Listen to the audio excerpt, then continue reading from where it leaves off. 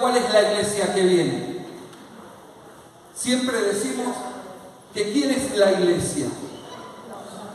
Nosotros somos la iglesia. Entonces, también podríamos decir los cristianos que vienen. La nueva generación está, porque sabemos que en la taxonomía generacional, ¿no es cierto?, cada generación está marcada por acontecimientos o por características que marcan una generación.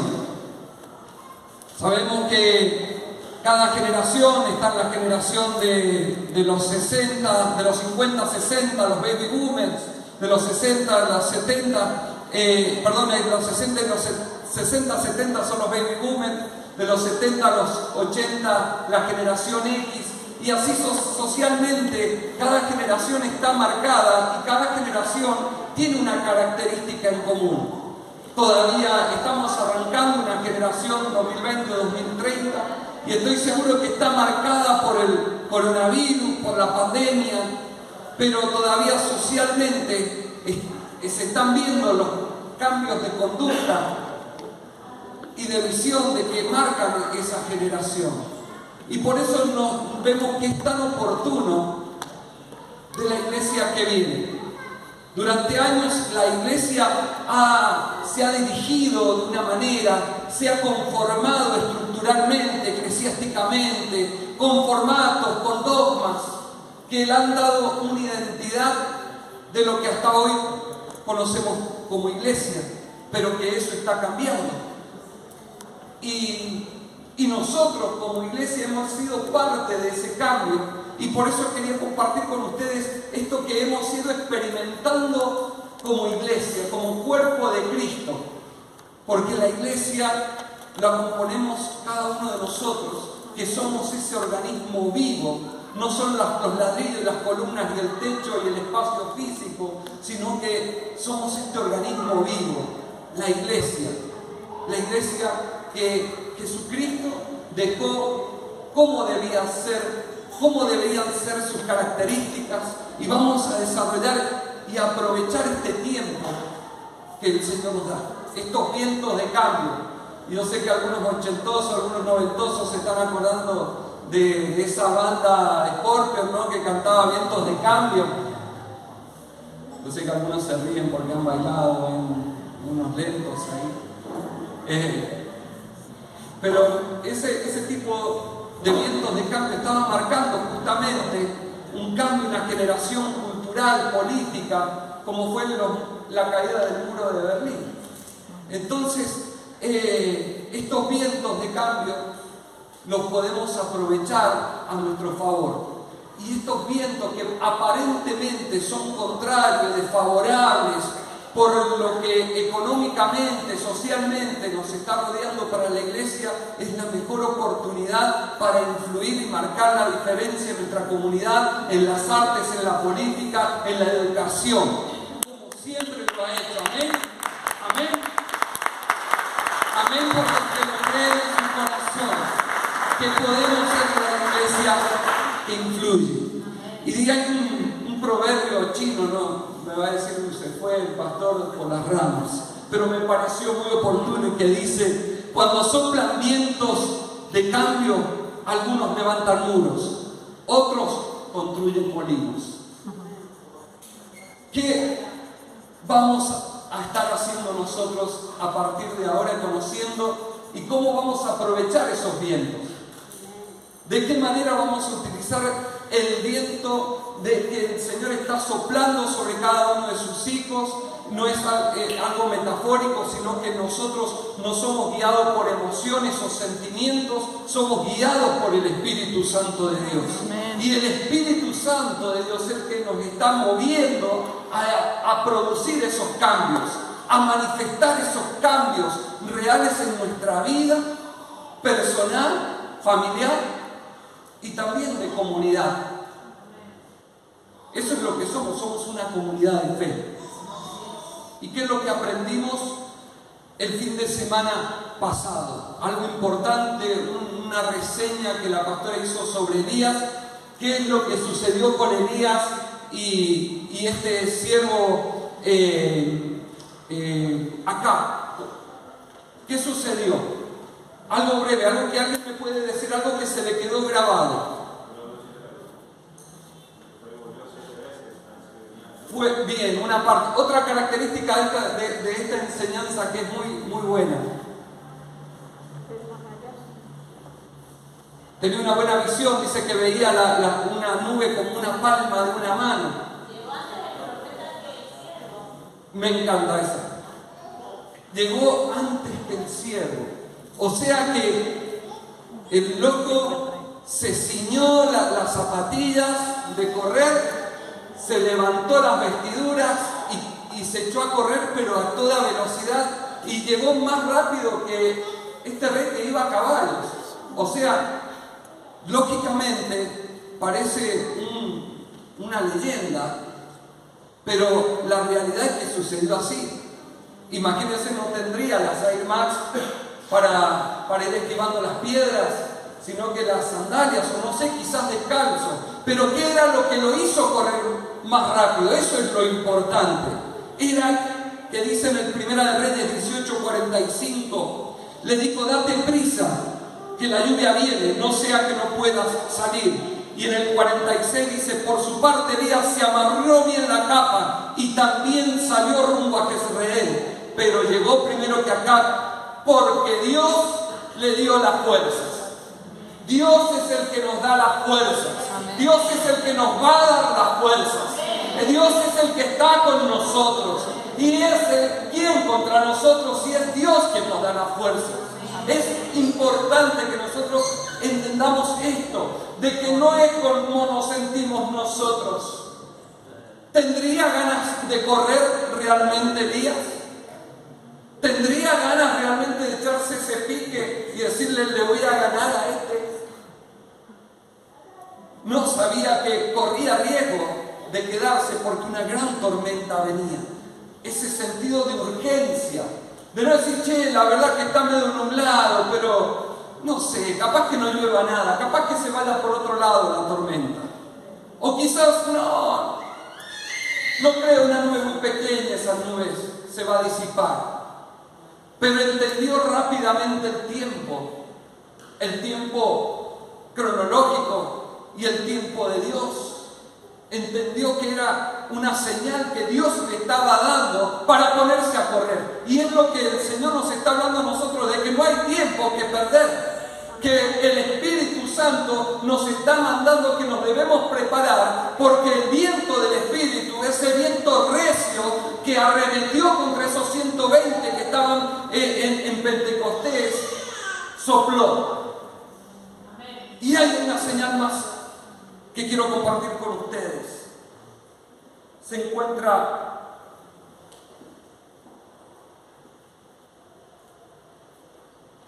aquí en Segunda de Samuel 5:24. Y vemos aquí que dice Segunda de Samuel 5:24: y sucederá que cuando escuches el sonido de una marcha en la copa de los árboles, entonces actuarás con decisión, porque entonces el Señor saldrá delante de ti para derrotar al ejército de los filisteos. Sucederá cuando escuches el sonido de una marcha de la copa de los árboles, entonces actuarás con decisión. En lo natural están sucediendo cosas, pero que empiezan a afectar lo espiritual. Y nosotros, nuestros sentidos tienen que estar bien abiertos, bien atentos a ese mover del Espíritu Santo. Amén. Tenemos que estar apercibidos del Espíritu Santo para poder entender y comprender lo que el Espíritu Santo está hablando a la iglesia. Amén. Porque el Espíritu Santo está preparando a su iglesia para ese encuentro glorioso. Y la palabra y los hechos nos están mostrando de que Él viene, que su venida está más cerca que nunca y que Él está por levantar a su iglesia.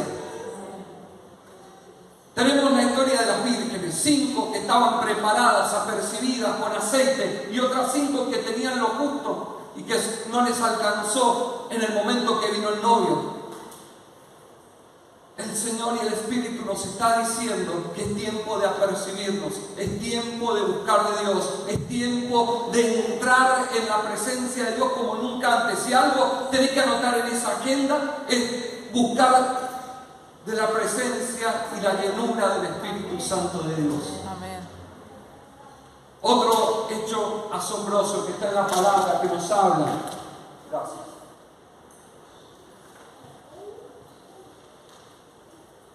Es en el libro de Joel. Otro acontecimiento, otra palabra que vino a Joel, que después tuvo cumplimiento con Pedro, ¿no? Cuando se levantó, hizo esa gran predicación en el Nuevo Testamento. Hizo mención a esta palabra que leemos en Joel capítulo 2, versículo 28. Y dice así: después de esto, derramaré de mi espíritu sobre todo género humano. Los hijos y las hijas de ustedes profetizarán y tendrán sueños los ancianos y visiones los jóvenes. En esos días derramaré mi espíritu aún sobre siervos y siervas.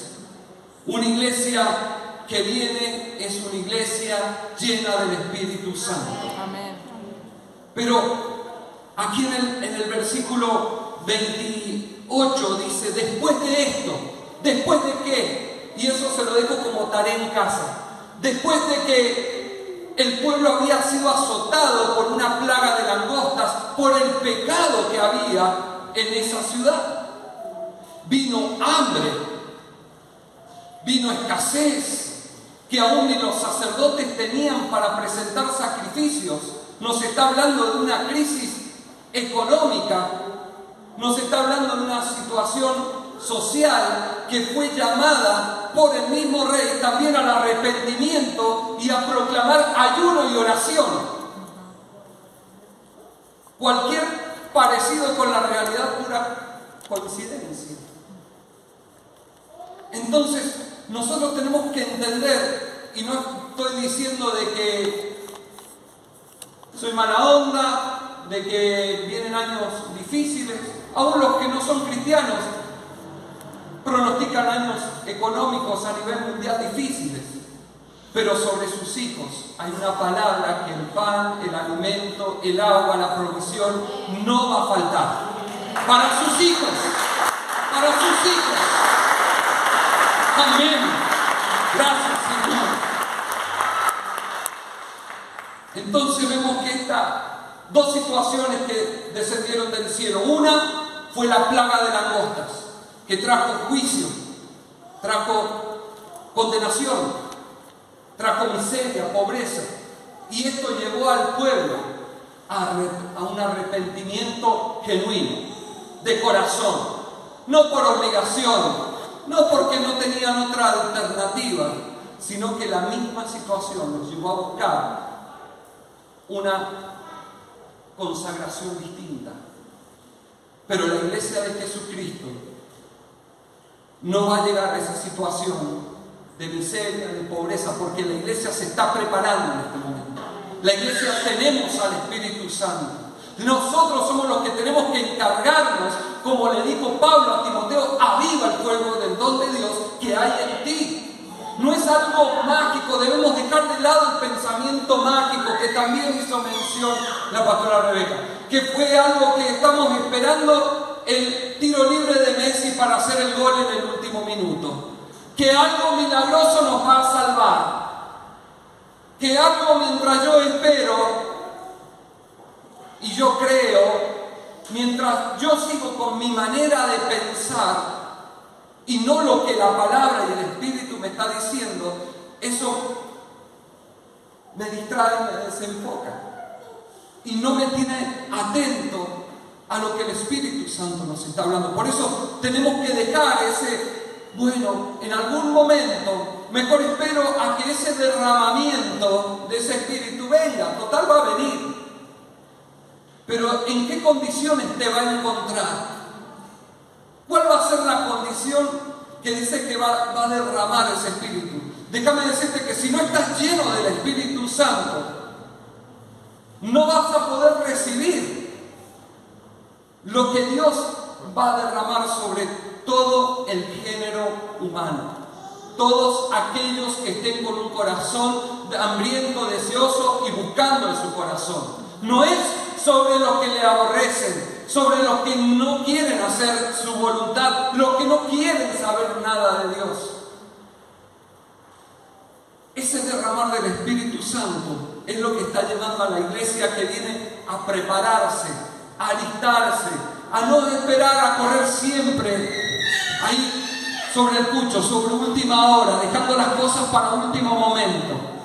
Por eso la iglesia que viene es una iglesia que se prepara, una iglesia que está en oración, una iglesia que está en ayuno, una iglesia que está en búsqueda. Esa es la iglesia llena del Espíritu Santo que viene a buscar al Señor. No una iglesia dormida, indiferente, apática, sino una iglesia llena del poder y de la palabra de Dios. Gloria sea al Señor.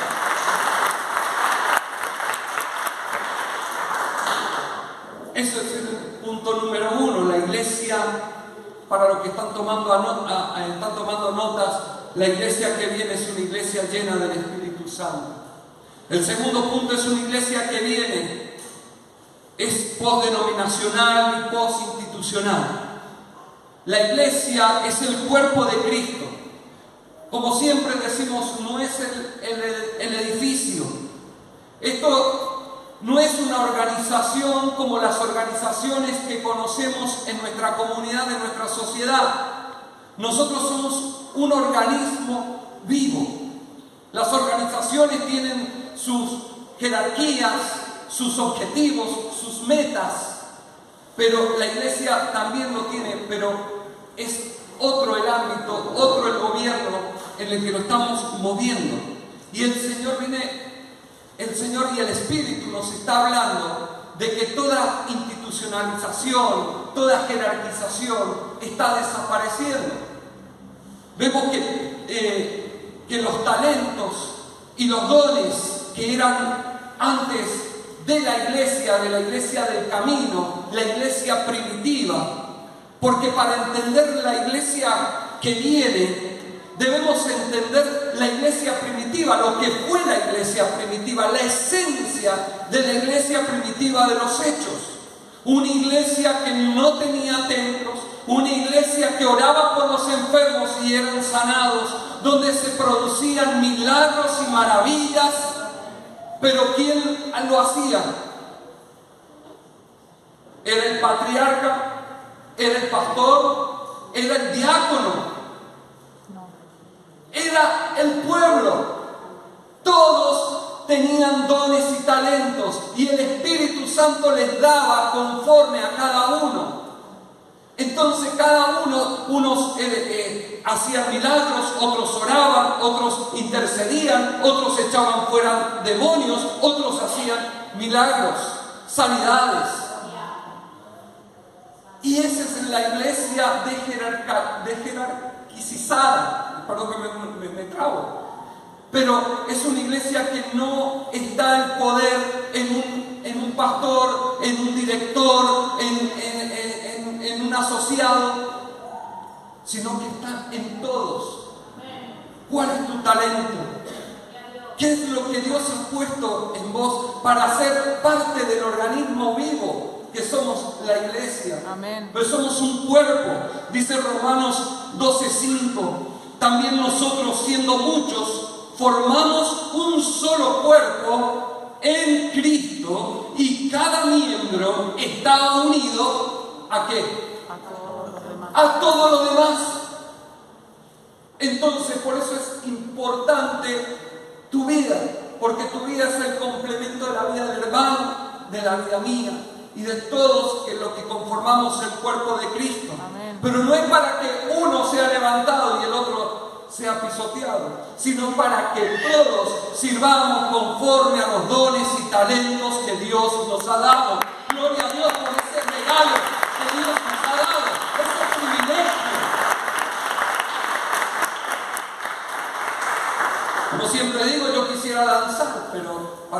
la Madame Sora y el ministerio Yacá. Y no es mi talento o mi llamado. Entonces, ¿cuál es tu llamado? ¿Dónde te ves sirviendo? ¿Dónde te vas a proyectar? ¿Dónde el Espíritu te está diciendo? No es en la formación, es en la educación, es el orar por los enfermos, el visitar a las personas, el interceder. Un ministerio que no es visible, pero que es tan importante. Entonces, dejamos de ser una iglesia rígida, estructurada, institucionalizada, individualista, cartonada. Porque hemos visto que grandes iglesias, a través de lo que sucedió con la pandemia a nivel mundial, están en profundas crisis institucionales porque no se pueden sostener las estructuras de tantas personas que trabajan. Y lo conozco de primera mano, como la Iglesia Bautista del Sur, iglesias de años, iglesias con miles de miembros. Entonces, eso se está rompiendo. La iglesia que conocemos, la iglesia dominguera, la iglesia tradicional, no es algo que está en el libro de los Hechos de la iglesia primitiva. Es algo que 250 años atrás se le dio la forma de esto de ser templo dependiente, de ir a la iglesia. Por eso es el decir voy a la iglesia no sería correcto. La iglesia va al templo, en todo caso sería lo más adecuado. Porque si yo soy la iglesia, nosotros lo que hacemos es la iglesia que viene al templo para enriquecerse, para fortalecerse, para cuando usted ve los jugadores de fútbol o de rugby que se abrazan y empiezan a darse fuerza y ánimo para salir a la cancha. Entonces eso es lo que debería ser la iglesia, un momento de reunión, un momento de celebración para coordinar fuerzas, para salir a la calle y no para enriquecerme yo y para que yo sea bendecido, sino que las naciones y el mundo conozcan de Jesucristo. Aleluya. La iglesia que viene es donde se rompieron los cercos, los alambrados. Yo soy pentecostal, yo soy bautista, yo soy adventista, yo soy bautista renovado, yo soy de los libres. Y gracias al Señor que se está rompiendo eso. Se están derribando esos alambrados denominacionales, que el ir a compartir un tiempo de oración o el visitar a un hermano de otra denominación era un acto de traición, un acto de rebelión y hasta de división.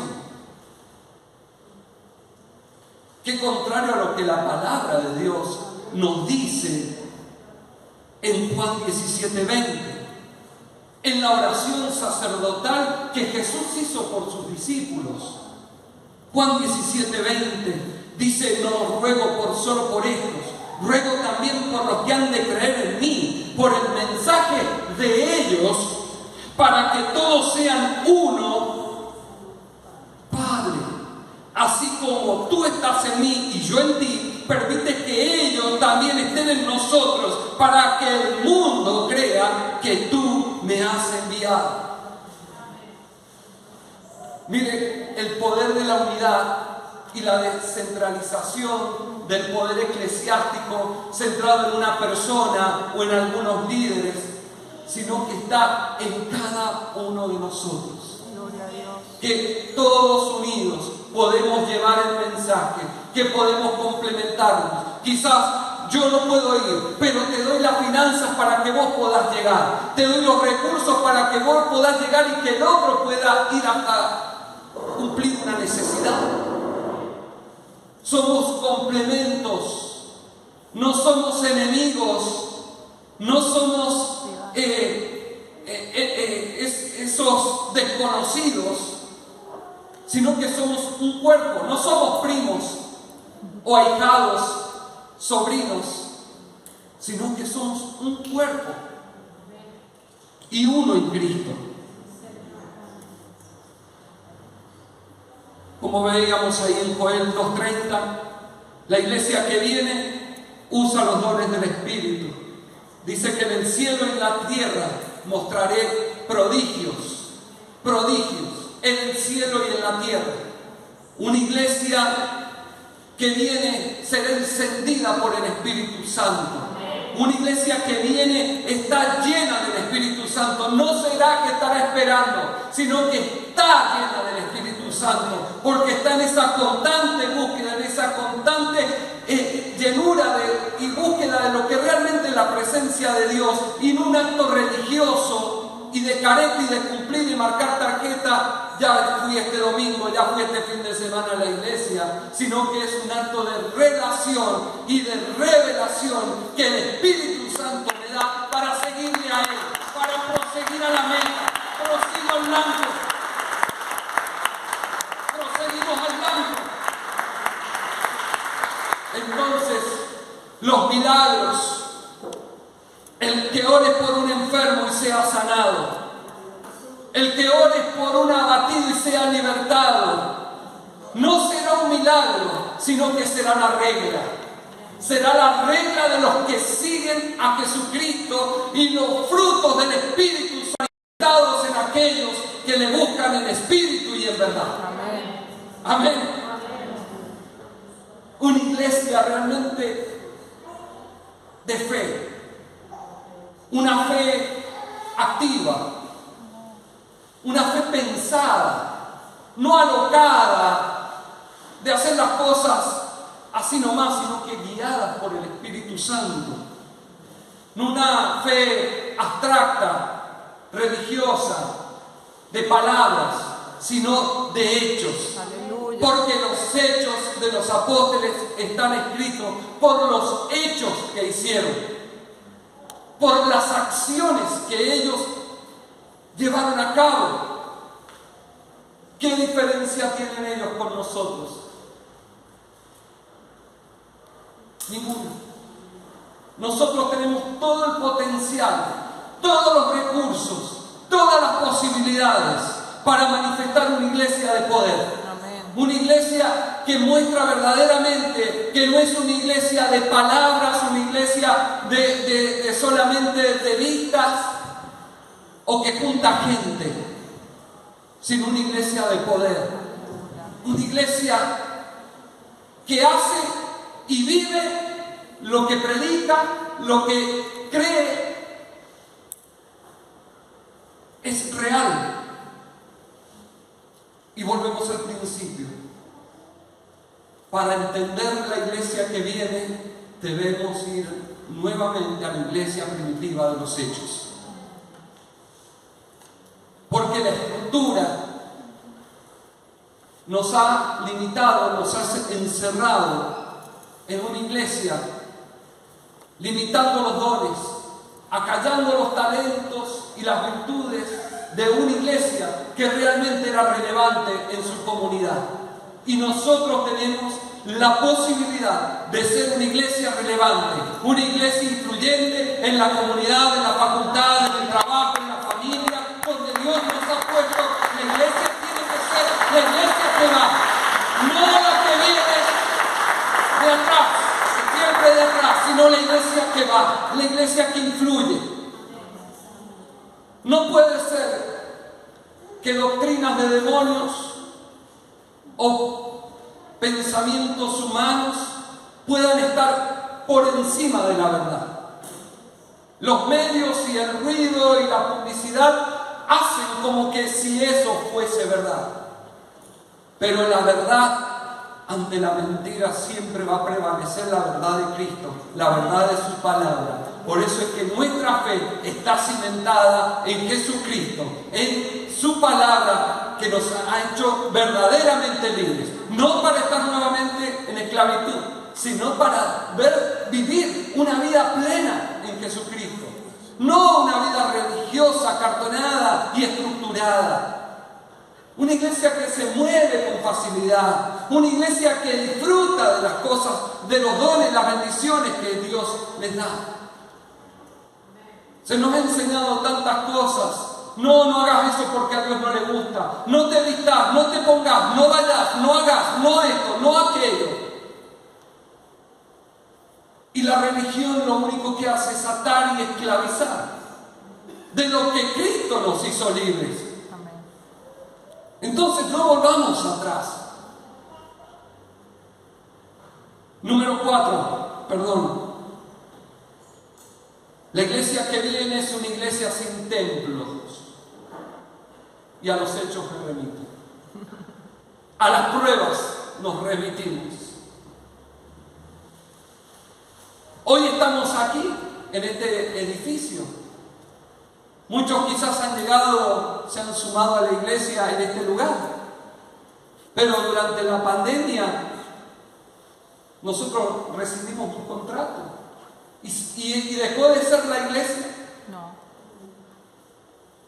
¿Se descentralizó, se deformó y se perdió? No. Porque la esencia de la iglesia no está en el edificio. La identidad de la iglesia no está en el edificio. Está en Jesucristo.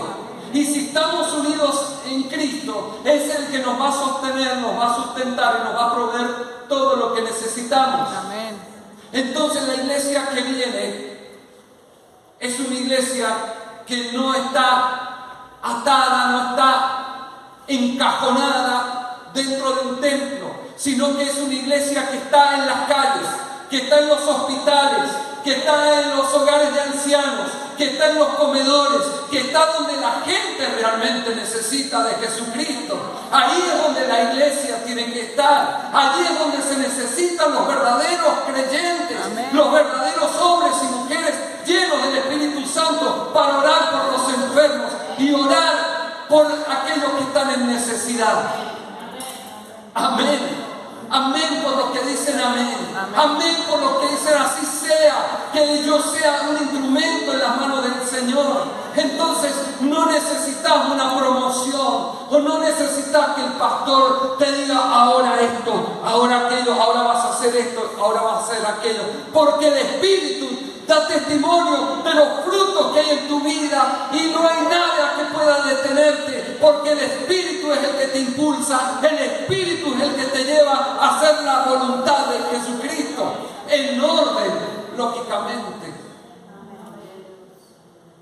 No sobrepasando ni yendo como una manada, sino en orden.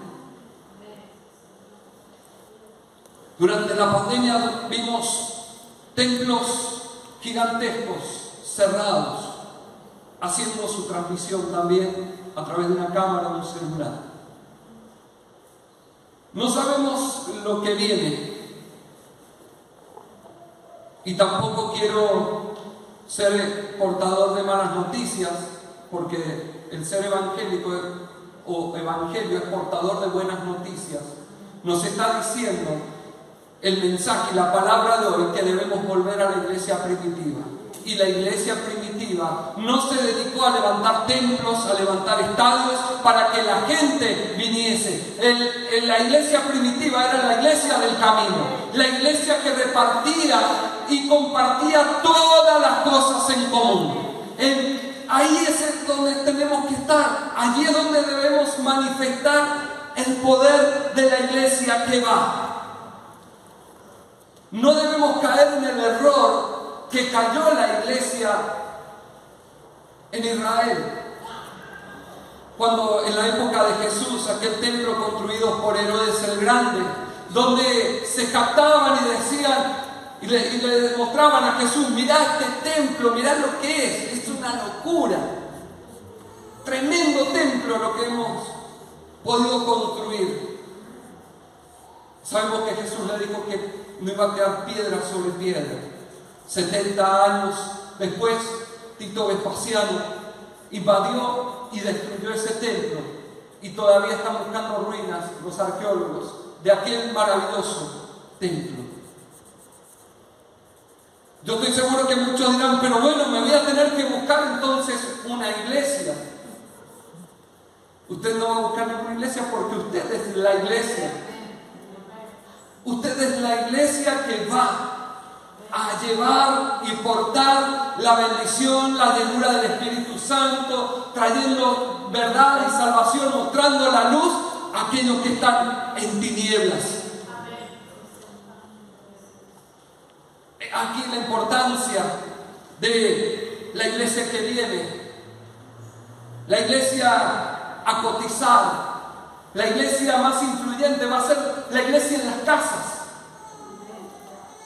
La iglesia influyente que afecta a su comunidad, que afecta a su familia, a sus amigos, que no está estructurada por un orden de comienzo, de reunión, de esto, de aquello, de un orden, sino que cada uno en sus casas es una iglesia. Imagínense en una iglesia 500, 600, 1000 miembros, 1000 iglesias esparcidas y distribuidas. Lo que Dios no necesita templos, Él lo que necesita son techos de casas de hijos comprometidos. Por eso, si en algo querés invertir, si vos querés invertir en el futuro, apostá por una casa de luz. Apostá para que sea como esa iglesia que predicamos, que la casa de Obed-Edom. La casa de Obed-Edom que portaba el arca, que portó la bendición. Su casa fue prosperada, sus generaciones fueran bendecidas, porque la presencia de Dios estaba en su casa. ¿Cuántos quieren esa bendición sobre su casa, sobre su familia y sobre sus generaciones? ¡Qué hermoso! ¡Qué promesa! Dígame si no es maravilloso la iglesia que viene. ¿O prefiere que sigamos construyendo templos, gastando nuestras fuerzas y recursos en edificios que no sabemos si vamos a utilizar? Por eso esto de la reunión, de congregarnos por lo menos una vez a la semana, no tiene que ser el motor o tu vida o tu alimento espiritual, sino que tiene que ser donde compartir los testimonios de lo que Dios ha hecho en la semana, de lo que Dios está haciendo en tu vida, cómo Dios hacía milagros y maravillas en tu vida. Esa es la iglesia que viene. Ahí es donde vamos a enfocar a las casas de luz. Ese coste de mantener o edificar grandes templos, se puede canalizar esas finanzas para llevar alimento a los comedores, sostener gente que está en el campo misionero. ¿Cuántas cosas se pueden hacer en vez de construir templos para seguir encerrados, seguir nosotros recibiendo esa palabra cuando hay tanta necesidad allá afuera? La iglesia que viene en 5, y ya estoy casi finalizando, es una iglesia cristocéntrica. Una iglesia que su centralidad es Cristo, que su vida es Cristo. Pablo decía: para mí el vivir es Cristo y el morir es ganancia. Mira si no la tenía clara. Vivir para Cristo, no basado en ideales o en enseñanzas de libros, que no estoy en contra de los libros, todo lo contrario, de la formación y la educación. Pero lo primero, dice su palabra, que busquemos primeramente el reino de Dios y su justicia, y todo lo demás va a ser añadido. O sea, primeramente su reino, primeramente su presencia, primeramente Cristo en mi vida y en mi familia, y todo lo demás después viene por añadidura. Nuestro énfasis es levantar a Cristo. Allí Pablo, en 1 Corintios capítulo 2, dice: yo mismo, hermanos, cuando fui a anunciarles el testimonio, De Dios no lo hice con gran elocuencia y sabiduría. Me propuse más bien, estando entre ustedes, no saber de cosa alguna, excepto de Jesucristo y este crucificado. Es más, me presenté ante ustedes con tanta debilidad que temblaba de miedo. No les hablé ni les prediqué con palabras sabias y elocuentes, sino con demostración de poder del Espíritu, para que la fe de ustedes no dependiera de la sabiduría humana, sino del poder de Dios. Todo lo contrario de lo que hoy se exalta: el conocimiento, la sabiduría del hombre, de los pensadores, de los filósofos. No estoy en contra de eso, pero primeramente, para nosotros, para la iglesia, el mensaje central es este: predicar a Jesucristo, a este crucificado que murió en la cruz por mis pecados y al tercer día resucitó y hoy está sentado a la diestra del Padre. Gloria a Dios por este sacrificio. Gracias al Señor por esta enseñanza que Pablo nos da de cómo es la actitud y cómo es nuestra fe, que no depende del hombre, sino que depende de su palabra, depende de su Espíritu. Es el que nos enseña y nos muestra. Es aquí la importancia de ser llenos del Espíritu Santo de Dios, porque el Espíritu Santo es el que nos enseña, nos muestra, nos revela, nos dirige, nos dice lo que debemos hacer, lo que no debemos hacer. El Espíritu Santo es la tercera persona de la Trinidad. No es una fuerza, no es un vapor que anda por ahí, no es un humo, no es una sensación, sino que es la persona en nosotros. Y una vez que nosotros hemos aceptado a Jesús como nuestro Señor y Salvador, hemos aceptado su Espíritu. Por eso la importancia de nacer de nuevo, del agua y del Espíritu. Amén. La iglesia que viene es joven. La iglesia que viene es joven. Amén por lo que dicen amén. ¿Hay jóvenes en esta iglesia? Pregunto. Amén. Dice Joel capítulo 28: los hijos y las hijas de ustedes profetizarán. Amén. Los hijos y las hijas de ustedes profetizarán. Amén. Tendrán sueños los ancianos y visiones los jóvenes. Le damos un aplauso al Señor. Amén.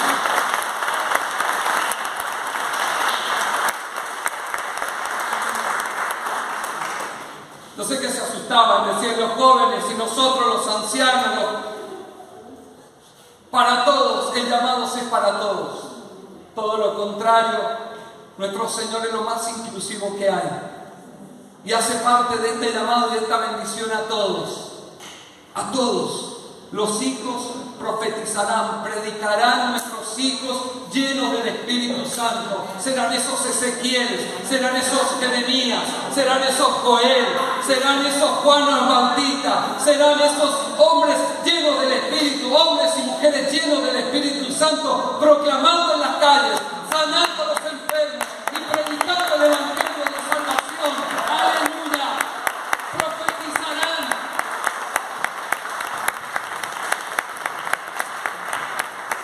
Y dice, tendrán sueño los ancianos en el versículo 28. Y dirán, lógico, los grandes, ya me quedo dormido. Lógico que estoy cansado, muchos años de trabajo.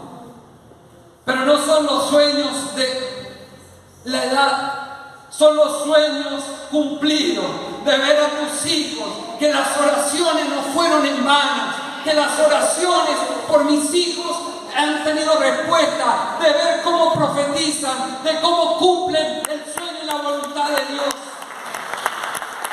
Esos son los sueños de los ancianos, los sueños cumplidos sobre sus hijos y sobre sus generaciones. Aleluya. No fue en vano llevar a tu hijo al campamento, invertir en llevarnos a la reunión de jóvenes o de adolescentes. No fue en vano lo que invertiste para que fuera ese viaje o ese campamento. Porque todo lo que hacemos, sin duda, no va a quedar sin recompensa. Los jóvenes tendrán visiones. Lógicamente, al ser jóvenes tienen una visión fresca de la realidad. Tienen una visión más amplia, no limitada, porque no están limitados a veces por las condiciones económicas, porque tienen que mantener una familia. Los jóvenes van a tener una visión clara, sobre todo porque el Espíritu Santo les va a mostrar y les va a guiar. Van a visionar en la iglesia que viene. Van a ver cómo Jesucristo es una realidad, que no es esa generación perdida, que dice es una generación perdida en los vicios, perdida en el alcohol. Nosotros declaramos y profetizamos sobre nuestros hijos y sobre nuestras hijas llenas del Espíritu Santo de Dios, alejados de todo lo que el mundo les ofrece. La iglesia que viene es una iglesia de poder. Una iglesia de poder. Una iglesia de poder ayudar al necesitado. Una iglesia de poder ir en el nombre de Jesús. Una iglesia que cree a lo que el Espíritu está hablando a la iglesia. Aleluya. Una iglesia que se mueve no en una fe ciega, sino en una fe fundamentada, en una fe convincente en el corazón de que lo que creo realmente es verdad y no es cuento. Una iglesia, la iglesia que viene, muy probablemente sea la que experimente, la iglesia que viene, la que experimente el gran avivamiento y aún el regreso de nuestro Señor Jesucristo. Póngase de pie, por favor.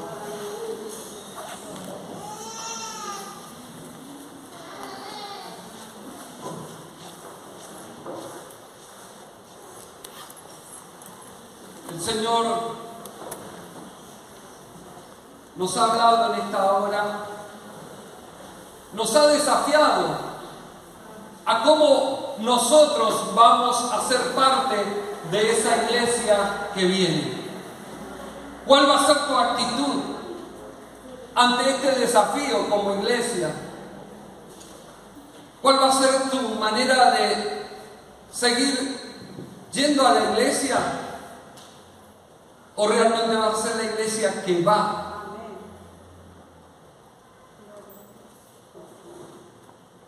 Hay mucho para pensar. Vamos a seguir desarrollando. Hay varios puntos para seguir, pero creo que el Espíritu hasta acá nos ha hablado suficiente y nos ha dado un panorama de cómo ya empezar a planificar este 2022 y de ser esa iglesia que va. Quiero orar por ustedes y declarar esta palabra que está en Apocalipsis 3:7 y dice: esto dice el Santo, el verdadero, el que tiene la llave de David, el que abre y nadie puede cerrar, el que cierra y nadie puede abrir. Conozco tus obras, mira que delante de ti he dejado abierta una puerta que nadie puede cerrar. Ya sé que tus fuerzas son pocas, pero has obedecido mi palabra y no has renegado de mi nombre.